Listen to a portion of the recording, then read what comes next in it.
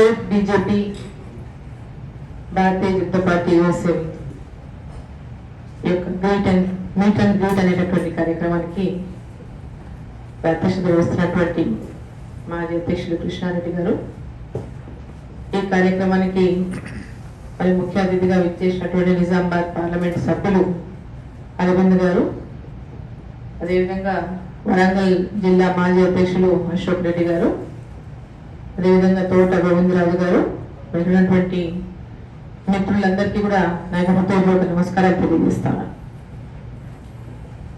మరి యాక్చువల్ అనుకోకుండా ఈ ప్రోగ్రామ్కి ఫస్ట్ ప్రీ ప్లాన్ లేదు, తర్వాత నేను వస్తున్నాను తెలిసినప్పుడు ఇన్వైట్ చేసినారు. అరవింద్ కూడా వస్తున్నాడు, మీరు కూడా రావాలి అంటే సరే తప్పకుండా అని చెప్పి ఓ రోజు యాక్చువల్గా రేపు వచ్చేది నేను ఇక్కడికి. సో మిమ్మల్ని అందరినీ కలుసుకోవాలనేటువంటి ఉద్దేశంతో ఈరోజు రావడం జరిగింది. మిమ్మల్ని అందరినీ కలుసుకోవడం చాలా సంతోషంగా ఉంది. సో ఈరోజు తెలంగాణ, ఇప్పుడు ఇండియా అంటే మనం మొత్తం ఇండియా మొత్తంలో భారతీయ జనతా పార్టీ అనేక రాష్ట్రాల్లో అది విజయం సాధించి పెద్ద ఎత్తున ముందుకు దూసుకుపోతున్నటువంటి నేపథ్యంలో ముఖ్యంగా దక్షిణ భారతదేశంలో భారతీయ జనతా పార్టీ కర్ణాటకలో అధికారంలో ఉంది. ఇప్పుడు నెక్స్ట్ ఎక్కడ అధికారంలోకి వస్తుంది అంటే తెలంగాణలో తప్పకుండా భారతీయ జనతా పార్టీ అధికారంలోకి వస్తున్నటువంటి నమ్మకం వీళ్ళందరూ కూడా ఏర్పడింది. ఇంతకుముందు అరవింద్ చెప్పినట్లు, ఇంతకుముందు అందరు మాట్లాడినట్టు, నిన్న మోదీ గారు మరి హైదరాబాద్కి వచ్చినారు ఎస్బీలో ఒక అఫీషియల్ ప్రోగ్రామ్ కి. సో ఎయిర్పోర్ట్ లో పెద్ద ఎత్తున మరి చాలా మంది కార్యకర్తలు అందరూ మరి రిసీవ్ చేసుకునే సందర్భంగా వారిని ఉద్దేశించి కూడా వారు మాట్లాడడం జరిగింది. మరి తెలంగాణ విషయంలో వారు ఒక స్పష్టమైనటువంటి క్లారిటీతో ఉన్నటువంటి విషయం మనకు అందరికీ అర్థమైంది.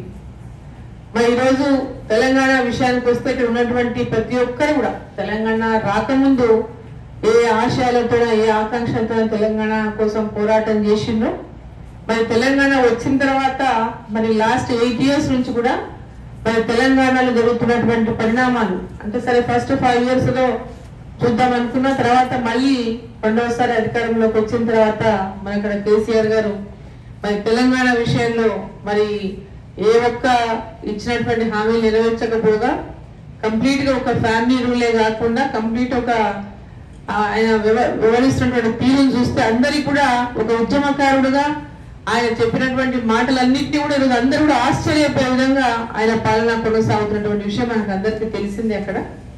సో ఈరోజు తెలంగాణ రాష్ట్రంలో ఈరోజు తెలంగాణలో ఉన్నటువంటి పరిస్థితులన్నిటి మనం చూసుకుంటే కూడా ఈరోజు కాంగ్రెస్ పార్టీ పరిస్థితి, ఇతర పార్టీలు అంటే వేరే పార్టీలు ఏం లేవు. టీడీపీ లాస్ట్ టైం కాంగ్రెస్ తో పొత్తు పెట్టుకొని ఖతమైపోయినట్టు 2 కాంగ్రెస్ పార్టీని నష్టపోయింది. దాంతో పెద్ద ఎత్తున ఈరోజు కాంగ్రెస్ పార్టీకి దేశంలోనే ఒక ప్రతిపక్ష పాత్ర పోషించినటువంటి స్థితిలో ఉంది. అదేవిధంగా తెలంగాణలో కూడా ఈరోజు మనం చూస్తా ఉన్నాం కాంగ్రెస్ పార్టీ పరిస్థితి మరి ఏ విధంగా రోజు రోజుకు మరి అక్కడ ఇంటర్నల్ పాలిటిక్స్ తో ప్రజల లోపల విశ్వాసాన్ని కూడా కోల్పోయినటువంటి పరిస్థితి తెలంగాణలో మనం చూస్తా ఉన్నాం.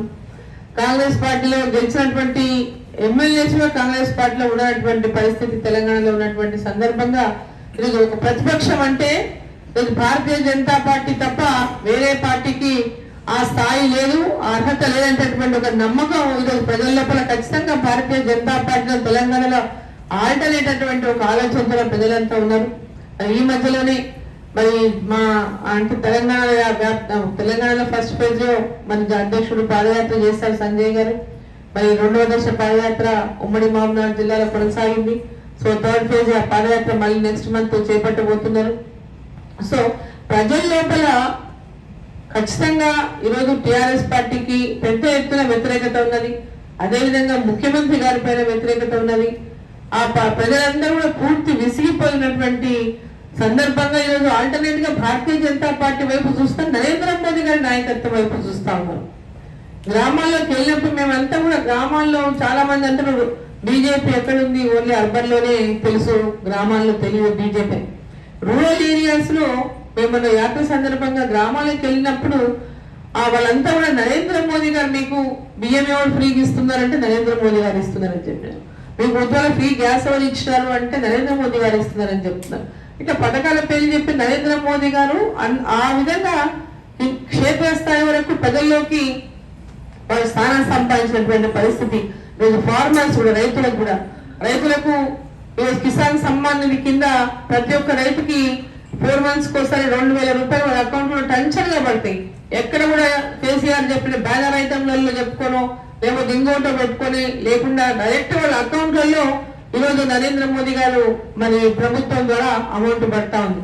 మాకు కేంద్ర ప్రభుత్వం నరేంద్ర మోదీ గారు పైసలు పడుతున్నటువంటి విధంగా రైతులు చెప్తా ఉన్నాం. సో ఈరోజు వారిలో కూడా పెద్ద ఎత్తున అవేర్నెస్ వచ్చింది.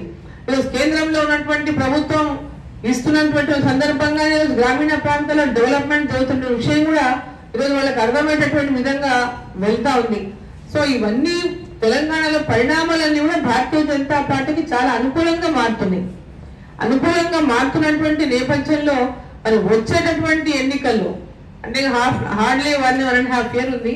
మరి ఆయన ముందు పోతే కనుక 1 year కూడా ఉండదు.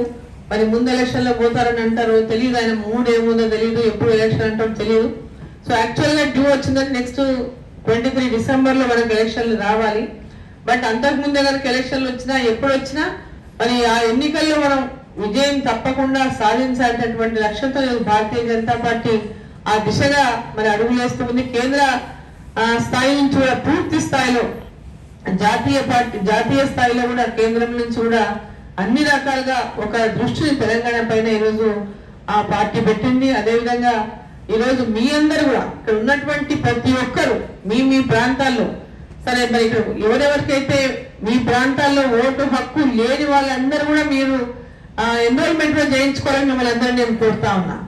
వచ్చే ఎన్నికల్లో ఖచ్చితంగా మీరు వచ్చి అక్కడ వచ్చి ఓటేసేటటువంటి పరిస్థితి ఉండాలి. ఒకవేళ అప్పటికి ఏమైనా ఇంకా అడ్వాన్స్ అయిపోయి పోస్టల్ బ్యాలెట్ ద్వారా కూడా మీరు ఓటు హక్కు వినియోగించుకోవడానికి అవకాశం ఏదంటే మేము ప్రయత్నం చేస్తాం. ఆ విషయాల్లో కూడా ఎన్ఆర్ఐస్ అమెరికాలో ఉండి మరి ఇండియాలో వాళ్ళు ఓటు హక్కును వినియోగించుకునే విధంగా కూడా ప్రయత్నం చేస్తాం మా వంతు. అదేవిధంగా పార్లమెంట్ సభ్యుడిగా మరి అరవింద్ గారు కూడా, ఎందుకంటే చాలా మంది మరి ఓటు వేయాలని ఉంది, ఇండియాకు రావాలని ఉంటది, ఆ ఓటు హక్కు వినియోగించుకోవాలంటే ప్రతి ఒక్కరు కూడా మరి ఎన్ఆర్ఐస్ ఎవరైతే బయట ఉన్నారో మరి వాళ్ళందరూ కూడా తమ ఓటు హక్కుని వినియోగించుకోవడానికి అవకాశాన్ని కల్పించాలనేటువంటి విషయాన్ని మేము తప్పకుండా పార్టీ దృష్టికి తీసుకెళ్తాం.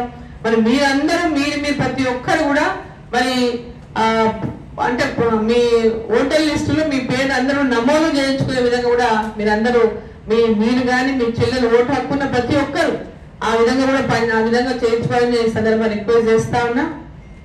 మరి ఇప్పుడు సంఘ్ బ్యాక్గ్రౌండ్ ఉన్నటువంటి వాళ్ళు చాలా మంది ఉన్నారు ఇక్కడ. సంఘ్ బ్యాక్గ్రౌండ్ ఉన్నటువంటి వాళ్ళు, ఏపీ నుంచి వచ్చినటువంటి వాళ్ళు చాలా మంది ఇప్పుడు ఇక్కడ సెటిల్ అయినటువంటి వాళ్ళు ఉన్నారు. మరి అందరూ కూడా ఒక తాటిపైకి వచ్చి అంటే ఇంత గతంలో వివిధ పార్టీలలో ఉన్నారు. ఏబీవీ ఇప్పుడు మా హస్బెండ్ కూడా RSS, first RSS student life లో ఉన్నప్పుడు ఆర్ఎస్ఎస్ లో ఉన్న తర్వాత ఏబీవీపీలో ఉన్నారు, తర్వాత సరే మేము కాంగ్రెస్ లో ఉన్నాం. సో ఈ రోజు లైక్ మైండెడ్ అంతా మొత్తం ఒక నరేంద్ర మోదీ గారి నాయకత్వంలో అందరూ కూడా ఓల్డ్ పాత సంఘంలో ఉన్న పనిచేసినటువంటి వాళ్ళు ఎక్కడెక్కడ ఏ పార్టీలో గతంలో ఉన్నా, ఈరోజు ఏబీవీపీలో ఉన్నటువంటి వాళ్ళు ఎక్కడెక్కడ ఉన్నా ఈరోజు మొత్తం అందరూ కూడా బీజేపీ వైపు అనేటువంటి ఆలోచనతో ముందుకు వస్తున్నటువంటి నేపథ్యంలో ఇక్కడ కూడా ప్రతి ఒక్కరిని కూడా మీరు ఒక వేదికపైకి తీసుకురావాలని చెప్పి మనందరూ నేను సంఘం కూడా మా యొక్క పూర్తి సహాయ సహకారాలు సంఘం కూడా ఇక్కడ ఉన్నటువంటి సంఘాన్ని కూడా మేము పూర్తిగా సహాయ సహకారాలు అందిస్తాము ఆ వైపు నుంచి. అదేవిధంగా అంత ఆర్గనైజేషన్స్ అన్ని కూడా కొంచెం ఒక కొంత టైం మీరు కేటాయించి ఈరోజు భారతదేశంలో అంటే ఒక ఇండియాకి ఈరోజు ఒక గొప్ప ప్రపంచ దేశాలన్నీ మన దేశం వైపు చూసేటటువంటి ఒక గొప్ప నాయకత్వాన్ని నరేంద్ర మోదీ గారు మనకు అందరికీ అందిస్తున్నారంటే మీ అందరూ కూడా చాలా ప్రౌడ్ గా ఫీల్ అవుతున్నటువంటి అంటే ప్రతి ఒక్కరు దేశంలో ఉన్న ప్రతి ఒక్కరు కూడా చాలా గర్వంగా ఫీల్ అవుతా ఉన్నారు. ఏ దేశానికి వెళ్ళినా నరేంద్ర మోదీ గారికి వారు ఇస్తున్నటువంటి గౌరవమే కానీ వారి పట్ల అంటే గౌరవమే కాకుండా అభిమానాన్ని కూడా పెద్ద ఎత్తున వెలువెత్తుతున్నటువంటి సందర్భంలో మరి భారతదేశం కూడా ఈరోజు ఒక విషయంతో భారతదేశాన్ని నడిపించాల్సినటువంటి లక్ష్యంతో మరి ఈరోజు నరేంద్ర మోదీ గారు ముందుకెళ్తున్నటువంటి నేపథ్యంలో ఈరోజు కరోనా టైంలో, కోవిడ్ టైంలో మరి భారతదేశంలో అందరూ భారతదేశంలో పెద్ద జనాభా అయినటువంటి దేశం, ఆ దేశం ఏమైపోతుందో, ఎన్ని కోట్ల మంది చచ్చిపోతారో సగం మంది ఉంటారో లేదన్నటువంటి ఒక భయానక వాతావరణం ఉన్నప్పుడు కూడా ఒక ధైర్యాన్ని, ఒక నమ్మకాన్ని, ఒక ఆత్మవిశ్వాసాన్ని పెంచి మరి భారతదేశంలోనే వ్యాక్సిన్లు కూడా మరి తొందరగా అందుబాటులో తీసుకొచ్చే విధంగా మరి నరేంద్ర మోదీ గారు పూర్తిగా అందరికీ కూడా సహకరించి ఆ విధమైనటువంటి ఒక భారతదేశం ఒక కీర్తిని మన దేశంలోనే కాకుండా విదేశాలకు కూడా మరి ఆ వ్యాక్సినేషన్స్ ని పంపించేటటువంటి విధంగా చేసి ఎంతో పెద్ద ఎత్తున ఈరోజు భారతదేశానికి కీర్తి తీసుకురావడమే కాకుండా మనందరినీ కూడా భారతదేశంలోని ప్రజలందరినీ కూడా ఒక విశ్వాసాన్ని కలిగించిండ్రు. ఆ సమయంలో కూడా సేవా ఈ సంఘటన అనేటువంటి చాలా పెద్ద ఎత్తున చేసింది. చాలా పెద్ద ఎత్తున గ్రామాలు ఉన్నటువంటి భారతీయ జనతా పార్టీ కార్యకర్తలు పెద్ద ఎత్తున సేవలు అందించింది.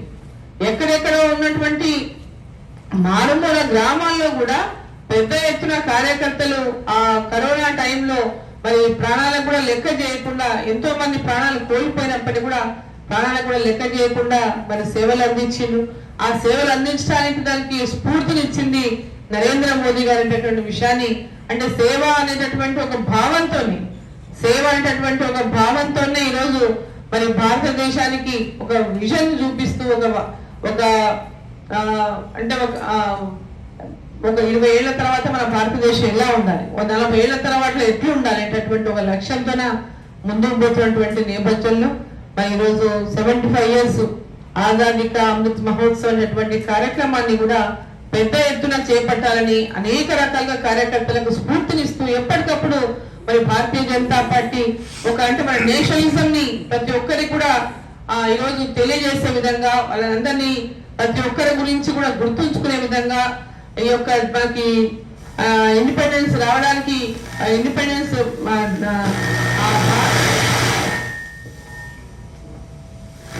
స్వాతంత్ర ఉద్యమంలో పాల్గొన్నటువంటి పెద్ద ఎత్తున మరి గొప్ప నాయకుల చరిత్రను తెలుసుకునే విధంగా వారి గురించి స్కూళ్ళల్లో కాంపిటీషన్స్ కూడా పెట్టించే ప్రైజ్ డిస్ట్రిబ్యూషన్స్ అనేక కార్యక్రమాలు తీసుకొని ముందుకు పోతా ఉంది. సో 75 సంవత్సరాలు నెక్స్ట్ రేపు ఆగస్టుకు పూర్తి చేసుకుంటాం మన స్వతంత్రం వచ్చి.